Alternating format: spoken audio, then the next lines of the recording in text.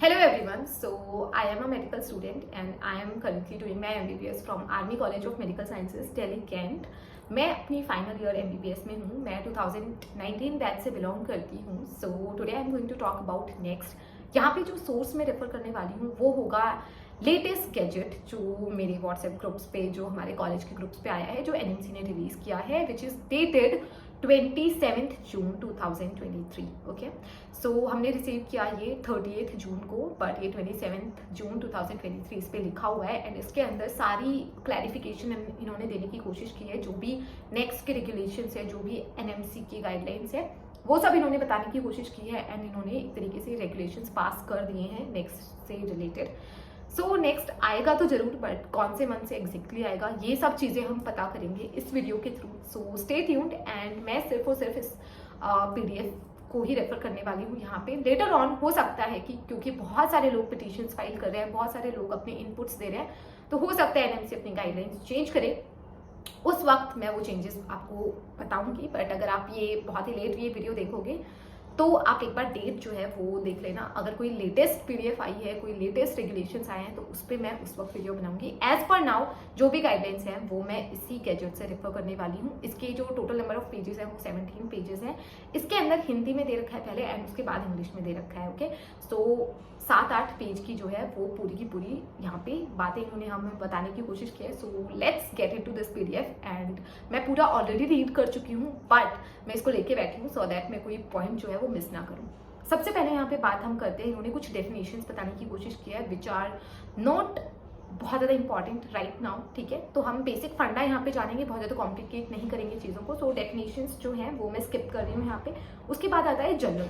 General के अंदर ना इंपॉर्टेंट चीज़ है कि इन्होंने बताया कि ये जो नेशनल एग्जिट टेस्ट है ये किन लोगों के लिए होने वाला है, इसके बेसिस पे आपको क्या क्या मिलेगा. ठीक है, तो जो नेशनल एग्जिट टेस्ट है shall form the basis of, दो चीज़ों का ये बेसिस होने वाला है. सबसे पहले अगर आप कोई भी यहाँ पे मेडिकल कोर्स लाइक MBBS आप परस्यू कर रहे हो, और अगर आप लाइसेंस लेना चाहते हो, आप डिग्री लेना चाहते हो अपनी, तो आपको नेक्स्ट के थ्रू होके जाना पड़ेगा. ठीक है, उसके बाद ही आपको अपनी मेडिकल डिग्री, आपको अपना लाइसेंस मिल पाएगा. सेकेंड चीज़ है, अगर आप पोस्ट ग्रेजुएशन करना चाहते हो, अगर आप हायर कोर्सेज के लिए अप्लाई करना चाहते हो, देन उसके लिए भी आपको नेक्स्ट के थ्रू होके जाना पड़ेगा. जैसे पहले नीट PG होता था फॉर पोस्ट ग्रेजुएशन, वैसे अभी नेक्स्ट के थ्रू होके जाना पड़ेगा. सो आर वी क्लियर? कोई भी मेडिकल स्टूडेंट जो अपनी मेडिकल डिग्री चाहता है, जो अपना लाइसेंस चाहता है, उसको नेक्स्ट देना पड़ेगा. ठीक है, जो भी इंसान पोस्ट ग्रेजुएशन कोर्सेज करना चाहता है उसको नेक्स्ट देना पड़ेगा. नाउ कौन कौन ऐसे लोग हैं, इन्होंने नेक्स्ट चीज बताई है कि the following shall undertake the national exit test. तो कौन कौन ऐसे लोग हैं जो नेशनल एग्जिट टेस्ट जो है उनको देना होगा. सबसे पहले कोई भी ऐसा अंडर ग्रेजुएट जो MBBS कर रहा है, ठीक है, और वो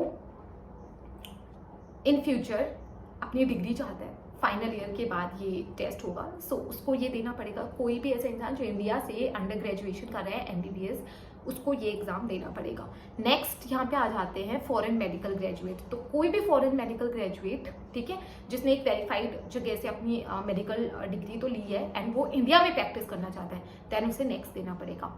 कोई ऐसा इंसान जो ऑलरेडी एक MBBS डिग्री ले चुका है, लाइसेंस ले चुका है, प्रैक्टिस कर रहा है बहुत ही हैप्पीली, लेकिन उसे अब पोस्ट ग्रेजुएशन करनी है, हायर कोर्सेज में खुद को रजिस्टर करना है, तो उसको अगेन नेक्स्ट देना पड़ेगा. एंड नेक्स्ट क्लियर करके वो जो भी ब्रांच उन्हें चाहिए या जो भी उन्हें मिलती है उसमें वो अपना आगे पढ़ाई कर सकता है. ठीक है, आर वी क्लियर? कौन कौन देगा? सो जितने भी अंडर ग्रेजुएट्स हैं, इंडिया से अंडर ग्रेजुएशन कर रहे हैं, MBBS कर रहे हैं, ठीक है, वो हम यहाँ पे ना, let me make this thing very clear, हम यहाँ पे सिर्फ और सिर्फ MBBS वाले स्टूडेंट्स की बातें कर रहे हैं. So if you are like a NEET UG student या कोई भी और स्टूडेंट हो, so this is just going to be a general knowledge for you. बाकी it's not important for you, तो आप स्किप कर सकते हो ये वीडियो. सिर्फ और सिर्फ MBBS वालों के लिए बहुत ही रेलिवेंट टॉपिक है, बहुत ही ऐसा टॉपिक है जिसने बहुत स्ट्रेस में डाला हुआ है, स्पेशली 2019 बैच को, because they are not sure कि उनके साथ होने क्या वाला है, लाइक मी. तो या ये छोटा सा मैंने डिस्क्लेमर दे दिया है. ओके, अगर आपको लग रहा है कि आपको समझ नहीं आ रही ये सब क्या बातें हो रही है, सिर्फ MBBS वालों के लिए रेलिवेंट है. If you are preparing for NEET UG and all, then आप प्लीज़ ये वीडियो स्किप करो एंड पढ़ाई करो. इन्होंने एक और चीज़ यहाँ पे बोली है कि जब भी नेक्स्ट जो है वो इनफोर्स हो जाएगा, जब भी नेक्स्ट होने लगेगा, तो जितने भी इक्विवेलेंट एग्जामिनेशंस होते थे लाइक नीट पीजी, ओके, जितने भी इक्विवेलेंट एग्जामिनेशंस होते हैं वो फिर नहीं होंगे, वो कंसिडर नहीं किए जाएंगे, लेकिन जब नेक्स्ट एनफोर्स होगा उसके बाद से। Now we come to chapter 2। तो चैप्टर 1 में ये इन्होंने जनरल एकदम चीजें बताई थी। अब चैप्टर 2 आ जाता है। चैप्टर 2 में इन्होंने बताई है broad outline and general features of the next, ठीक है। अब इन्होंने सबसे पहले यहाँ पे बात की नेक्स्ट स्टेप 1 के बारे में। As you guys know, next जो है वो 2 स्टेप्स में होगा। नेक्स्ट स्टेप 1 होगा एंड नेक्स्ट स्टेप 2 होगा। सो अब हम जाने वाले हैं कि नेक्स्ट स्टेप 1 एग्जैक्टली क्या होने वाला है। तो नेक्स्ट स्टेप 1 जो है वो एक थ्योरी एग्जामिनेशन होगा। क्वेश्चन जो होंगे वो मल्टीपल चॉइस टाइप के होंगे, वो भी more than 1 multiple choice type questions. Like इसका मैं आपको एग्जांपल दे देती हूँ। जैसे मैं बोलती हूँ कि which of the following is true, ठीक है, और मैंने 4 स्टेटमेंट दे दिए। हो सकता है फर्स्ट स्टेटमेंट सही है, आप क्या करोगे, which of the following is true, या फर्स्ट स्टेटमेंट तो ठीक है तो उसको टिक कर दिया एंड आप मूव ऑन कर जाओगे नेक्स्ट क्वेश्चन पे। बट ये नहीं होने वाला है। अब उसमें more than 1 questions, more than 1 option सही हो सकता है। तो मान लो वो क्वेश्चन आपका 4 नंबर का है और उसमें 2 ऑप्शंस जो हैं वो ट्रू हैं, ठीक है, तो आपने सिर्फ एक को टिक किया है, एक का जो आपने फिलिंग कर दी है, तो आपको सिर्फ 2 मार्क्स मिलेंगे अगर आपका आंसर सही है तो। एक और ऑप्शन भी है ना कि उसके अंदर, तो उसके भी ऐसे मार्क्स डिवाइडेड होंगे जितना जैसे IIT JEE में होता है ना, थोड़ा थोड़ा वो वाला पैटर्न है। आई hope you get the point. अगर नहीं समझ में आया तो इस पर भी हम डिटेल वीडियो बता देंगे, ठीक है। बट MCQ टाइप होने वाला है, थ्योरी एग्जाम होने वाला है। नेक्स्ट 1 जो होगा उसके बारे में हम बात कर रहे हैं। The examination shall be conducted through a computer based online mode. Computer based online होने वाला है। The Commission will specify by regulations or by notification the manner of conducting common counselling by the।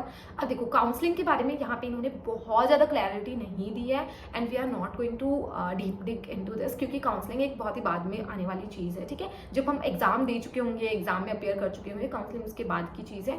So let's not talk about this, क्योंकि यहाँ पे बहुत ज़्यादा detail में नहीं है, मुझे भी बहुत खास समझ नहीं आई है काउंसलिंग। तो इन्होंने यहाँ पे जो लिखा है काउंसलिंग के बारे में, let's go through this. The commission will specify by regulations और by notification the manner of conducting common counselling. तो वो हमें नोटिफिकेशन मिलेगी कि किस तरीके से काउंसलिंग होने वाली है, और मतलब वो अभी तक इन्होंने भी क्लियर नहीं किया है, okay. The examination shall consist of 6 papers. अब this is very important, 6 paper होने वाले हैं आपके टोटल। Next is something like NEET UG, but it is very much different from NEET UG। First of all NEET UG में हम क्या करते थे, एक जाते थे, एक 3 घंटे का पेपर देते थे और आ जाते थे, किस्मत का फैसला हो जाता था, ठीक है। यहाँ पे 6 सब्जेक्ट होने वाले हैं एंड विच आर दो 6 सब्जेक्ट्स। सो वो होंगे आपके medicine, surgery, obs gynae, paediatrics, then you have ENT and ophtha, ठीक है। मैंने आपको एकदम जो इन्होंने वेटेज दिया है ना हर सब्जेक्ट का, जो इन्होंने प्रेफरेंस दिए उस ऑर्डर में बताया है। तो सबसे ज़्यादा प्रेफरेंस भी इन्होंने मेडिसिन को दिया, उसके बाद surgery, then obs gynae, then paediatrics, then you have your ENT, then ophtha. इन 6 सब्जेक्ट्स के पेपर होंगे आपके थ्योरी एग्जामों का। अब वो कैसे होगा वो मैं आपको पहले ही बता देती हूँ, क्योंकि उसको मैं 2-3 बार रीड कर चुकी हूँ ऑलरेडी। तो मान लो कि मेरा नेक्स्ट एग्जाम है कल, ठीक है, नेक्स्ट एग्जाम मेरा कल से स्टार्ट होने वाला है। टोटल आपके 5 दिन लगने वाले हैं, ओके। कैसे लगेंगे, डे 1 पे आपका होगा मेडिसिन का एग्जाम, 2 घंटे का ब्रेक आपको मिलेगा। मेडिसिन का एग्जाम जो होगा वो 3 घंटे का होगा, ठीक है, 120 मार्क्स का होगा, 3 घंटे का होगा, 2 घंटे की आपको ब्रेक मिलेगी। फिर होगा आपका पीडिया का एग्जाम जो कि 60 मार्क्स का होगा, 1.5 आवर्स का होगा। Let's make this entire thing very much clear. यहाँ पे medicine, surgery and obs gynae 3-3 घंटे के होंगे। ये बड़े सब्जेक्ट हैं, 120 नंबर के होंगे। पीडियाट्रिक्स, ENT, ऑप्था 1.5 घंटे के होंगे और ये 60 नंबर के होंगे, ठीक है। तो डे 1 पे आपका क्या हुआ, मेडिसिन हुआ, उसके बाद 2 घंटे का ब्रेक मिला, उसके बाद आपका पीडिया होगा, ठीक है। पीडिया आपका 1.5 घंटे का हो जाएगा। फिर 1 दिन की छुट्टी है। फिर डे 2 पे छुट्टी होगी, डे 3 पे आपका सर्जरी हुआ 3 घंटे का, उसके बाद आपको 2 घंटे की ब्रेक मिली, उसके बाद होगा आपका ENT का 1.5 घंटे का एग्जाम। डे 3 हो गया, डे 4 की आपको छुट्टी मिली, डे 5 पे आपको ऑब्स गाइनी का एग्जाम होगा 3 घंटे का, 2 घंटे का ब्रेक मिलेगा, देन ऑप्था का एग्जाम होगा 1.5 घंटे का। तो इस तरीके से 5 दिन चलेगा। ये सिर्फ थ्योरी एग्जाम होगा। अब ये कब होगा, जैसे आप अपने अभी क्या करते हैं हम एग्जाम, जैसे यूनिवर्सिटी एग्जाम्स होते हैं तो हम यूनिवर्सिटी एग्जाम्स देते हैं, थ्योरी एग्जाम्स हो गए, उसके बाद हम देते हैं हमारे practicals. Okay, so this is your theory exam, जो कि कंप्यूटर बेस्ड हो गया, ऑनलाइन हो गया, एमसीक्यू टाइप हो गया, 5 दिन चलेगा। ओके, अब आपकी जो थ्योरी प्रैक्टिकल एग्जाम्स होंगे वो एकदम रेगुलर होंगे, जो पहले ट्रेडिशनल वे में होते थे वैसे ही आपके प्रैक्टिकल एग्जाम हो जाएंगे, एंड आपकी फाइनल ईयर का जो एग्जाम वाला सीजन है वो चला जाएगा। Okay, now let's move on. All the students who have completed third MBBS final MBBS course from a medical college approved recognized by commission shall be eligible to appear in the examination. There shall be regular next step 1 examinations held twice a year. ये जो next 1 exam होगा ना, ये 2 बार होगा साल में, in the months of May and November or any other time as may be notified by commission. There is no restriction to the number of attempts to appear in next step 1 provided the candidate has passed both next step 1 and next step 2 examination within 10 years of joining the MBBS course. इन्होंने ना बड़ी irony की है यहाँ पे, सो इन्होंने यहाँ पे ये बोला है कि there is no restriction on the number of attempts. आप कितने भी attempts दे सकते हो, but आप जिस साल MBBS में एंटर हुए थे ना, उसके विदिन 10 साल, विदिन 10 ईयर्स, क्योंकि आपका 4.5 साल का तो MBBS होता ही है, लॉकडाउन की वजह से वो थोड़ा और स्ट्रेच हुआ था, तो विदिन 10 ईयर्स आपको नेक्स्ट स्टेप 1 और नेक्स्ट स्टेप 2 क्लियर करना है। तो नेक्स्ट स्टेप 1 के बाद आप 1 साल बाद ही नेक्स्ट स्टेप 2 देते हो। तो यहाँ पे ऐसे मत सोचो कि इन्फिनिट नंबर ऑफ अटेम्प्ट्स है, no, you are going to get some, 1 साल में 2 बार हो रहा है, सो या दैट्स अ गुड थिंग। तो अटेम्प्ट्स आपको मिलेंगे, बट जिस साल आप एडमिशन हुआ था आपका MBBS में, उस साल से लेके आपको विदिन 10 ईयर्स वो पूरा MBBS का ड्यूरेशन एंड एग्जाम्स का ड्यूरेशन पूरा 10 साल के अंदर आपको नेक्स्ट 1 और नेक्स्ट स्टेप 2 जो है वो सब क्लियर करना है। सो अगर आपकी सप्ली आई थी, अगर आपकी ईयर बैक लगी थी, देन वो आपको बहुत अच्छे से काउंट करना पड़ेगा। You are not going to get infinite number of attempts, ठीक है। तो ये चीज़ समझने की बहुत ज़रूरत है। एग्जाम्पल देखिए, अगर मैं इसको समझाना चाहूँ कि अगर एक स्टूडेंट है, एंड ऐसा होता है, एक स्टूडेंट है वो फर्स्ट ईयर में आया था, लाइक 2000 मान लेते हैं 2020 में आया है, उसके बाद उसने 4-5 बार फेल कर गया, 4-5 बार ईयर बैक लग गई उसकी, ठीक है, और 4-5 बार उसे लगने वाला है MBBS पूरा कंप्लीट करने में। तो अब उसके पास सिर्फ 1 या 2 अटेम्प्ट्स ही बचेंगे। सो इट्स नॉट लाइक कि आपके पास इन्फिनिट नंबर ऑफ अटेम्प्ट्स है। So I hope you get the point here. हालांकि it's a very rare situation, but at least you should know. Okay, there is no restriction, okay, there is no restriction to the number of attempts to appear in next step 1 examination to improve the score provided these examination for improvement of score are taken after completion of next step 2. this is very critical, this is very important. इसमें लोगों को बहुत doubt है। For example, अगर मई 2024 में आपका next step 1 हो रहा है, ओके, एंड आपको उसमें स्कोर उतना अच्छा नहीं आ रहा है, मे बी आप पास कर जाओ, क्योंकि सिर्फ 50% चाहिए मार्क्स पास करने के लिए, आप पास कर जाओ, बट उसी एग्जाम के बेसिस पे तो आपको इन फ्यूचर PG की सीट मिलने वाली है।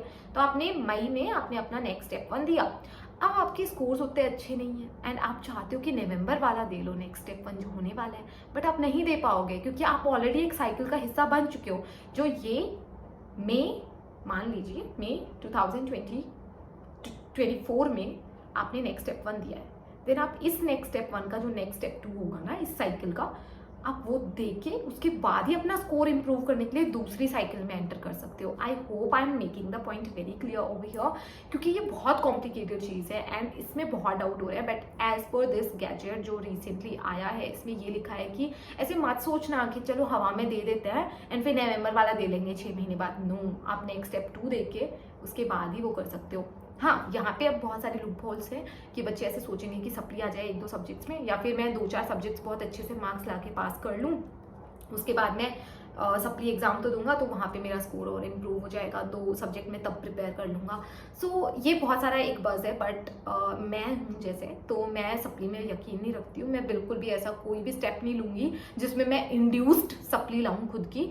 सो या this thing is not for me, but अगर आप इसमें कोई लूप होल्स निकाल के अपना खुद का फ़ायदा कर सकते हो, देन आप देख लेना। बाकी it's going to be a very hectic process, क्योंकि अगर आप जिस भी नेक्स्ट में अपीयर कर रहे हो ना, आपको वो पूरा साइकिल आपको 1 साल पूरा कंप्लीट करना पड़ेगा। 1 साल के बाद ही आप एक तरीके से अपना इंप्रूव कर सकते हो स्कोर। तो कहने के लिए it is हेल्डिंग twice a year, but यहाँ पे बहुत सारा कंफ्यूजन है, बट इन्होंने क्लियरली लिखा है। Let me read out it once again for you guys.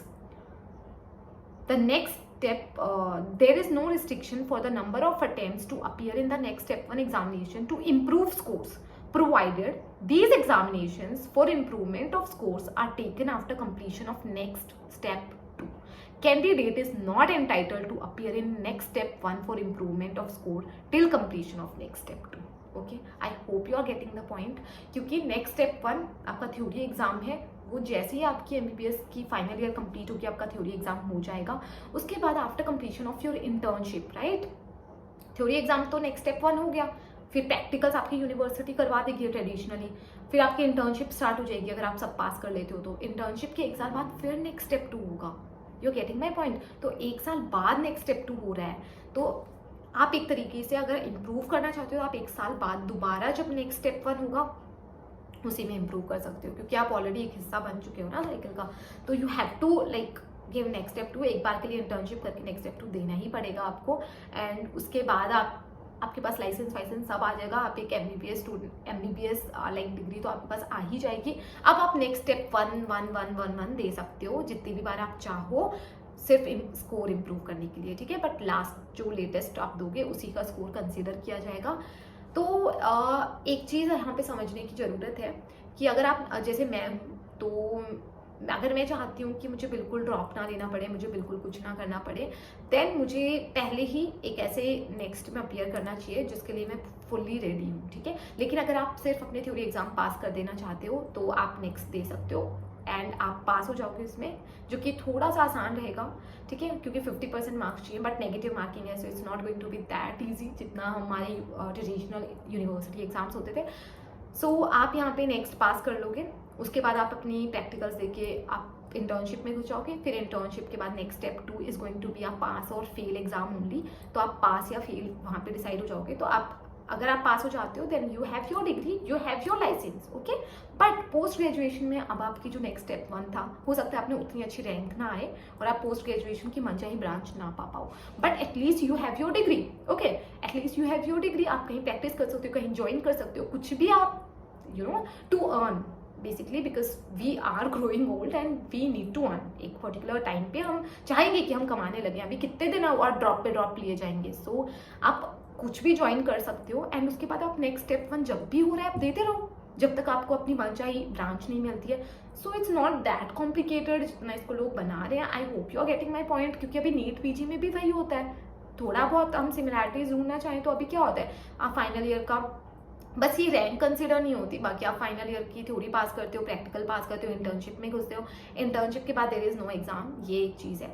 उसके बाद आप इंटर्नशिप के जस्ट बाद आप नीट पीजी देते हो, राइट, नीट पीजी देते हो, तो उसके अंदर क्या होता है, आपकी रैंक अच्छी नहीं आई तो आप ठीक है, you are a medico, you have your MBBS degree, you have your licence, but अगर आप पीजी में बहुत अच्छी रैंक नहीं आती तो आप क्या करते हो, 6 महीने जो भी टाइम में नेक्स्ट मतलब एग्जाम होने वाला है उस टाइम तक वेट करते हो ना कहीं इधर उधर ज्वाइन कर लेते हो, या कोई अपना सोल एकदम सॉलिडली हो सकता है, आप पूरा प्रिपरेशन पे ध्यान देते हो, तो आप ये करते होगे। तो उसके बाद आप कभी ना, जब भी आपको मन चाहिए ब्रांच मिलेगी 6 महीने बाद आप ज्वाइन कर लोगे उसको, है ना। सो यहाँ पे भी समवॉट सिमिलर चीज़ होने वाली है जहाँ तक हम, क्योंकि मैं आपके साथ ही रीड कर रही हूँ and I hope you are getting what I am trying to convey, okay. So let's move on now. मैंने आपके सामने रीड आउट करा है एंड मैंने अपना एक्सप्लेनेशन दिया। आई डोंट नो अभी कितना कैसा एक्सप्लेनेशन है।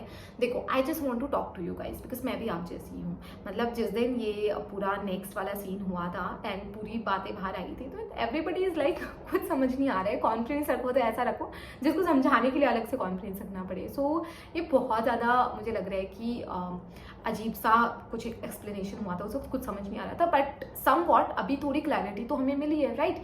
And 2023 November, this coming November में नेक्स्ट हो, इसके बहुत कम चांसेस हैं। ऑनेस्टली बता रही हूँ, बहुत कम चांसेस हैं।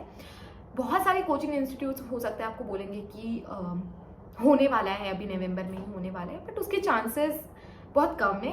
And why those people are saying कि होगा या कुछ भी हो सकता है, be prepared, because they want to sell their courses, right. This is very like a normal thing कि उनको तो एक नया वो निकालना है ना, like I am shooting this video in front of you on next, why, because this is the trending topic right now, तो सब लोग इसके बारे में बात करें, सो मैं क्यों ना करूँ, तो that's why I am making this video.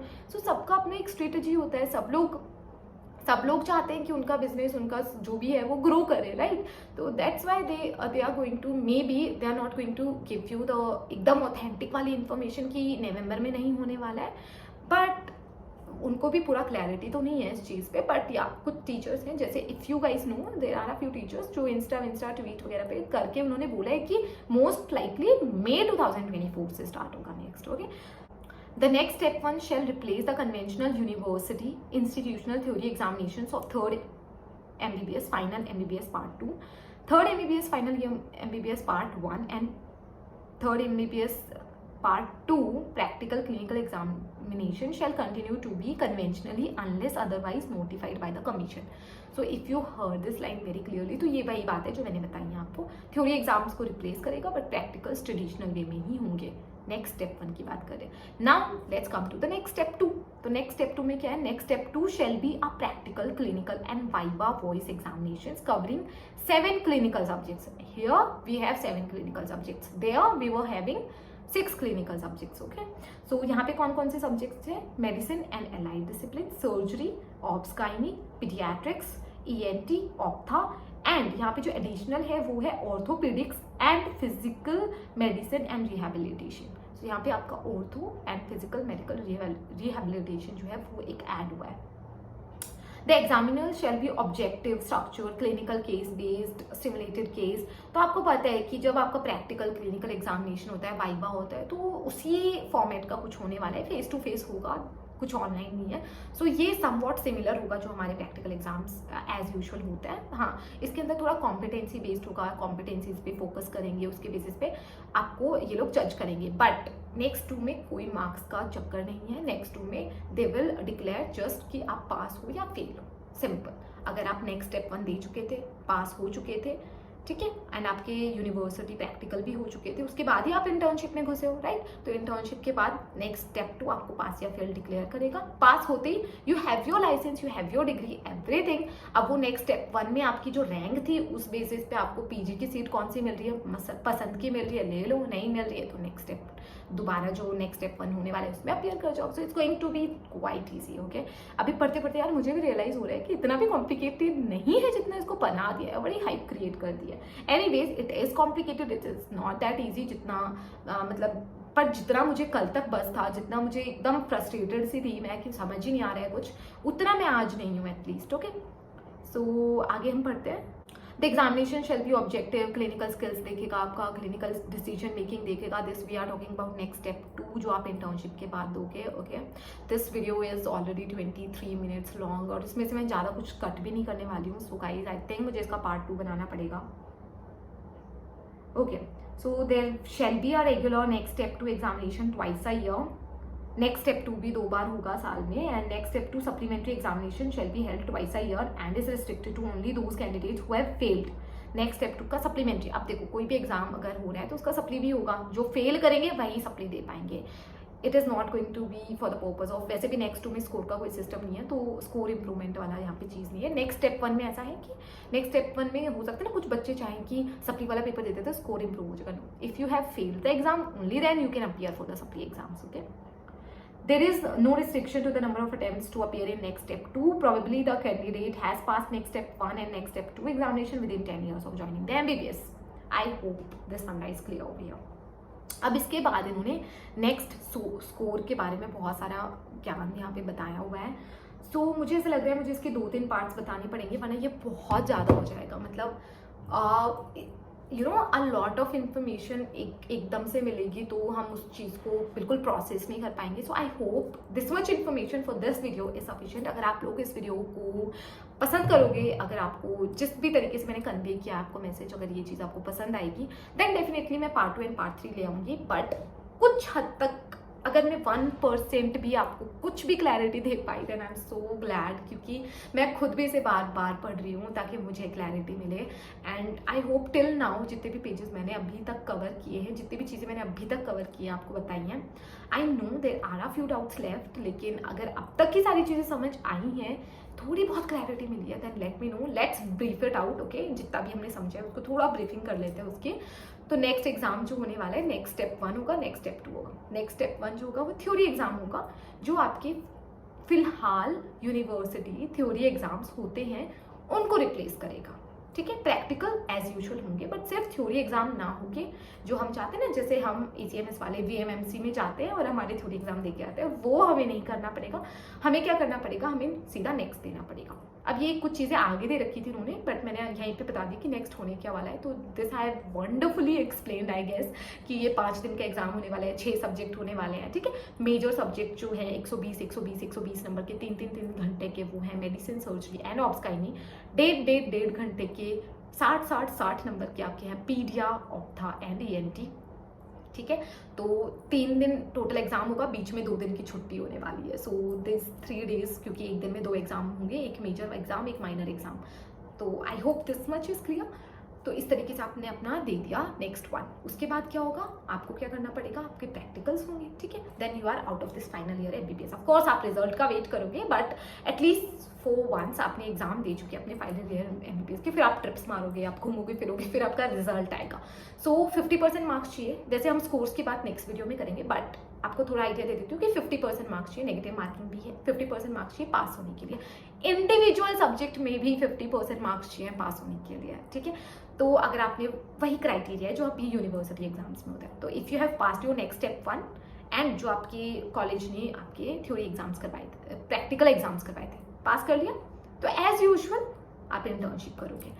Internship के साइकिल में घुसोगे, आस पास क्या हो रहा है अगले 6 महीने में दोबारा नेक्स्ट स्टेप 1 हो रहा है, आपको कोई मतलब नहीं है, क्योंकि आप दे भी नहीं सकते हो unless until you have failed in next step 1। तो आप नहीं दे पाओगे, तो आप अपनी आराम से इंटर्नशिप करो, फिर आपका होगा नेक्स्ट स्टेप 2।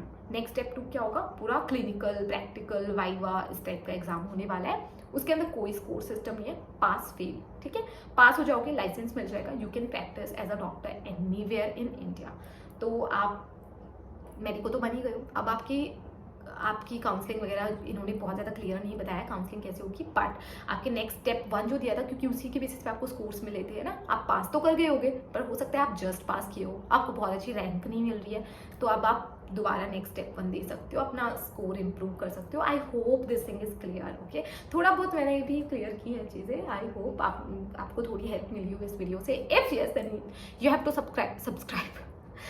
आई होप आप लोगों को थोड़ी बहुत क्लैरिटी मिली हो, थोड़ी बहुत भी इन्फॉर्मेशन मिली हो इस वीडियो से। I know this is long video, but 2x पे कर लेना यार। मोस्ट ऑफ द वीडियोस मैं मतलब 1.5x या 2x पे देखती हूँ, सो आप 2x पे करके देखो। वैसे आप बताने का क्या ही फायदा मतलब लास्ट में, बट स्टिल अगर आपको थोड़ी भी क्लैरिटी मिली हो then please subscribe to this channel and like कर दो वीडियो को, इतना कर दो। Let me tell you little bit things about this channel. तो ये जो चैनल है, ये पूरा का पूरा मेरे MBBS लाइफ के बारे में। It's going to actually MBBS life क्यों है, क्योंकि ये मेरी लाइफ के बारे में है, एंड मेरी लाइफ में सिर्फ MBBS है। क्योंकि if you are a MBBS student then आप पूरे टाइम तो पढ़ाई का सोचते तो हो, एटलीस्ट अगर आप इंजॉय भी करते हो बहुत सारा, लेकिन उसी सब चीज़ों के बारे में बताया, मेरी लाइफ के बारे में बताती हूँ, डेली व्लॉग्स टाइप चीज़ें भी डालती हूँ। So today is doctors day, so wishing you a very happy doctors day. I know next की वीडियो बना के एंड हैप्पी डॉक्टर्स डे बोलने में कोई सेंस नहीं है, because we all are stressed, but still guys very happy doctors day and I hope ये चीज़ें हमें इतना इफेक्ट ना करें, ठीक है। मैंने एक कोट भी लिखा था कल ही इसके बारे में सोचते हुए, so let me show you that quote. So this quote says run your own race, okay. So ज़्यादा लोगों के बारे में मत सोचो, अपना काम करते रहो and all the very best. हम सब एक ही नैया में सवार हैं यार, कोई यहाँ पे बहुत इंटेलिजेंट बहुत वीक नहीं है, हम सब MBBS कर रहे हैं, we all are same. So that much is it. अगर आपने इस वीडियो पे थोड़ा भी अच्छा रिस्पॉन्स दिया then I will make sure कि मैं मतलब नेक्स्ट पार्ट्स जो हैं वो इस वीडियो के लेके आऊँ। मतलब next is a very common word हम यूज़ करते हैं कि मतलब अब ये ना इतना कंफ्यूजन हो गया है कि नेक्स्ट के नाम से सिर्फ एग्जाम याद आता है। मतलब आई वाज ट्राइंग टू से कि मैं दूसरा पार्ट बनाऊंगी, बट एनीवेज अभी that's it, bye bye and okay. So that's it and all the very best. Don't worry, पढ़ाई करो, समझो, गुड डॉक्टर बनने की कोशिश करते हैं हम सब, ठीक है। साथ में बहुत ज़्यादा नहीं सोचते हैं इन सब चीज़ों के बारे में, एंड आई होप जो गीता में भी लिखा है, जो होता है अच्छे के लिए होता है। आई नो आप सब सोच रहे होंगे कि एक थप्पड़ लगाएंगे ना तुझे क्या अच्छा हुआ है, बट इन दी एंड हम सिर्फ यही बोल के खुद को संतुष्ट कर सकते हैं कि जो होता है अच्छे के लिए होता है। भगवत गीता में भी लिखा है, ठीक है।